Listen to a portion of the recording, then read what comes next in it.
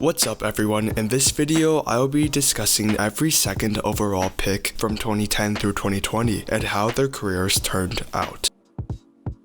In 2010, with the second overall pick, the Detroit Lions selected defensive tackle Ndamukong Suh. Suh made an immediate impact as a rookie, as he totaled 10 sacks, an interception, a forced fumble, and a fumble return touchdown en route to Defensive Rookie of the Year, Pro Bowl, and first-team All-Pro selections. Suh continued to perform extremely well throughout his years on the team. From 2012 through 2014, he was selected to the Pro Bowl all 3 years and was named first-team All-Pro twice and second-team All-Pro once. In 2015, Suh became the highest-paid defensive player in the NFL when he signed with the Dolphins. He played there for 3 seasons and was named to the Pro Bowl and second-team All-Pro once again in 2016. Suh then signed with the Rams in 2018, where he was a part of the defense that helped lead the team to the Super Bowl. Suh played only 1 year with the Rams and signed with the Buccaneers in 2019.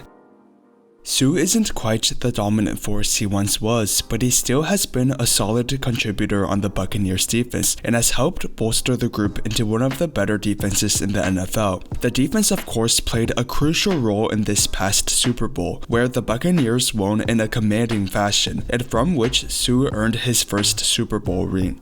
Although Suh has consistently been one of the best defensive players in the NFL, especially during his earlier years, he has also been criticized for his on-field antics. He has been fined multiple times over his career, and once was even suspended for 2 games for stomping on a player. Suh has matured over the years though, and I personally have not heard of any incidents while he has been on the Rams and the Buccaneers. Overall, Suh has cemented himself as a major difference maker throughout his career and has a chance at the Hall of Fame.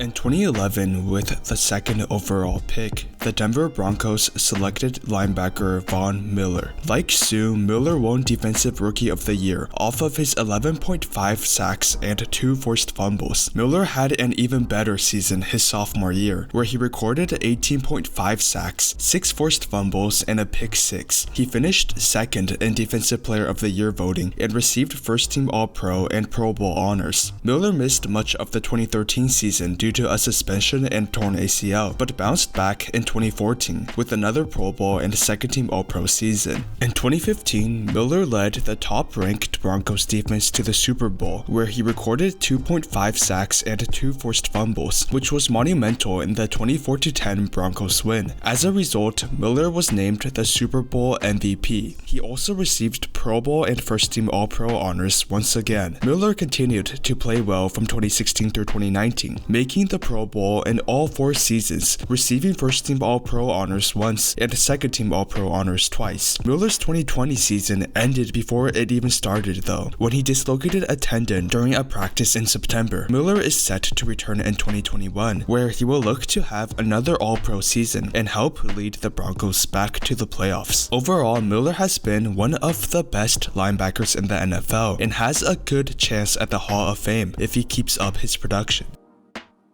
In 2012, with the second overall pick, Washington selected Robert Griffin III. RG3 had one of the best rookie seasons for a quarterback in NFL history, finishing the year with 3,200 passing yards, 20 passing touchdowns, 815 rushing yards, and 7 rushing touchdowns, with only 5 interceptions. For his performance during the regular season, he was named the Offensive Rookie of the Year over fellow rookies Andrew Luck and Russell Wilson, and was also selected to the Pro Bowl. RG3 led Washington to the playoffs, but in the wildcard round, he unfortunately tore both his ACL and LCL. RG3 would never be the same after his injury. He played noticeably worse during the 2013 season and missed almost half of the 2014 season due to a dislocated ankle. In 2015, RG3 was benched in favor of Kirk Cousins and was released at the end of the season. In 2016, RG3 signed with the Browns, but would only play 5 games due to a shoulder injury. He was mediocre in the games that he played in and ended up being released at the end of the season. RG3 didn't play on a team for the 2017 season, but in 2018 he signed with the Ravens as a backup. Overall, RG3 demonstrated his rookie year that he was worth the second overall pick, but his injuries have made him one of the biggest what-ifs in recent NFL history, and it will remain to be seen if RG3 gets another chance in the NFL, as he was recently waived by the Ravens. In my opinion, opinion, if RG3 was never injured, there is a solid chance that he could still be a top 10 quarterback in the NFL. In 2013, with the second overall pick, the Jacksonville Jaguars selected offensive tackle Luke JOKO. JOKO missed most of his rookie season with an ankle injury, but he started all 16 games in 2014 and then played 14 games in 2015, but missed most of the 2016 season due to a knee injury. JOKO didn't play very well even when he wasn't injured, and as a result, the Jaguars declined his fifth-year option. In 2017, JOKO signed with the Seahawks, where he played 11 games before missing the rest of the season due to a knee surgery. This would turn out to be his last year in the NFL. Overall, JOKO was one of the worst picks in recent NFL history. Due to a combination of injuries and at best average play, JOKO was not even close to living up to his pre-draft expectations.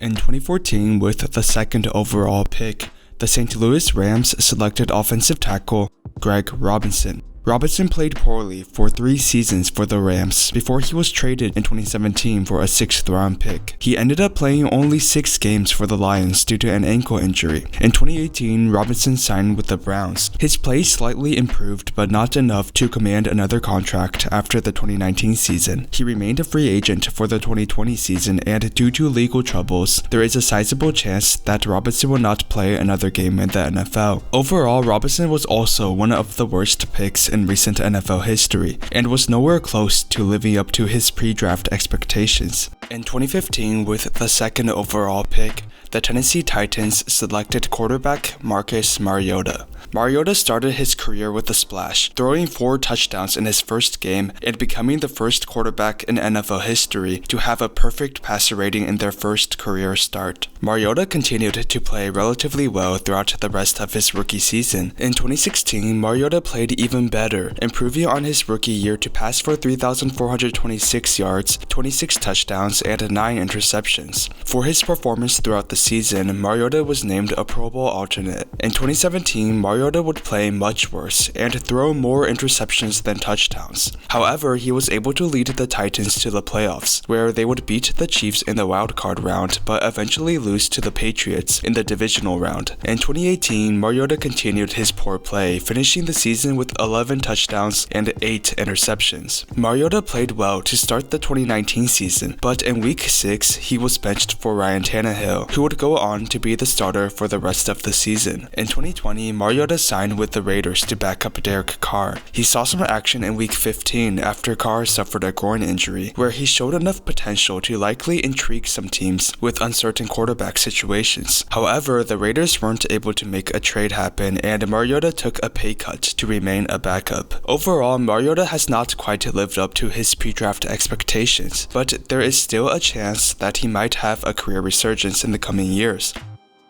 In 2016, with the second overall pick, the Philadelphia Eagles selected quarterback Carson Wentz. Wentz had a promising rookie year and had a breakout season his sophomore year, where he became a MVP frontrunner after leading the Eagles to a 11-2 record while passing for 3,296 yards, 33 touchdowns, and only 7 interceptions in 13 games. Unfortunately, Wentz tore his ACL in the Week 14 game, which ended his season. The Eagles would go on to win the Super Bowl that year, and Wentz was selected to the Pro Bowl and named second-team All-Pro. Wentz returned in 2018, but would only play 11 games due to the recovery from his ACL injury and a back injury later in the season. Wentz led the Eagles to the playoffs again in 2019 while passing for over 4,000 yards. However, he suffered a concussion early in the wildcard game, and the Eagles would go on to lose to the Seahawks. In 2020, Wentz regressed heavily. In 12 games, he threw only 16 touchdowns to go with the league-leading 15 interceptions. Due to his poor play in Week 14, the Eagles benched Wentz for Jalen Hurts, who remained the starter for the rest of the season. Overall, for the first 2 years of Wentz's career, he demonstrated that he was more than worth the second overall pick. However, this has not even been close to the case in the last few years. Wentz was recently traded to the Colts for a 3rd-round pick and a conditional 2nd-round pick. It will remain to be seen if he will be able to return to his MVP form on his new team.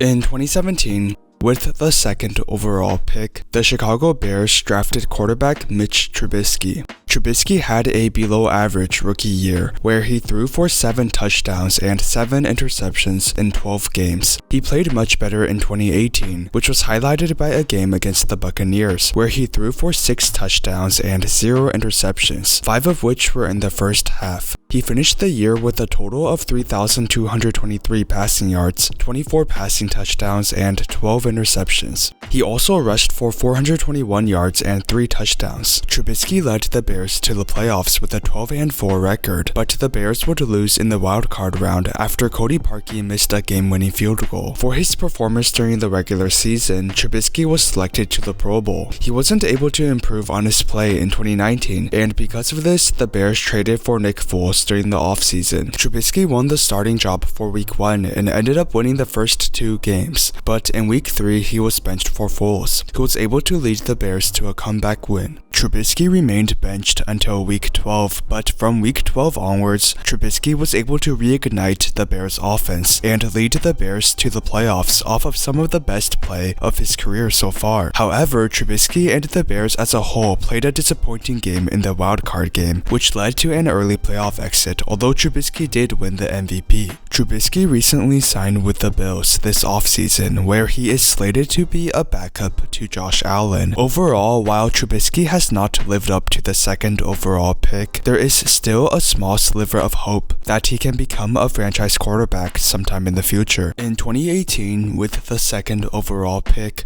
the New York Giants selected running back Saquon Barkley. Barkley had an exceptional rookie season where he rushed for 1,307 yards and 11 touchdowns, while also recording 721 receiving yards and 4 receiving touchdowns. He was named the Offensive Rookie of the Year and was also selected to the Pro Bowl. Barkley started the 2019 season with over 100 rushing yards in both Week 1 and Week 2, but in Week 3 he suffered a high ankle sprain. Barkley was expected to miss 4 to 8 weeks with the injury, but he ended up returning in Week 7 and missing only 3 games with the injury. He had a strong finish to the season and recorded his 2nd 1,000-yard rushing season in a row. Barkley was not able to keep up this streak in 2020 though, as he unfortunately tore his ACL in Week 2, which ended his season. Overall, Barkley has lived up to his pre-draft expectations, but injuries have hindered his career so far. He will look to return in the 2021 season and re-solidify himself as one of the best running backs in the NFL.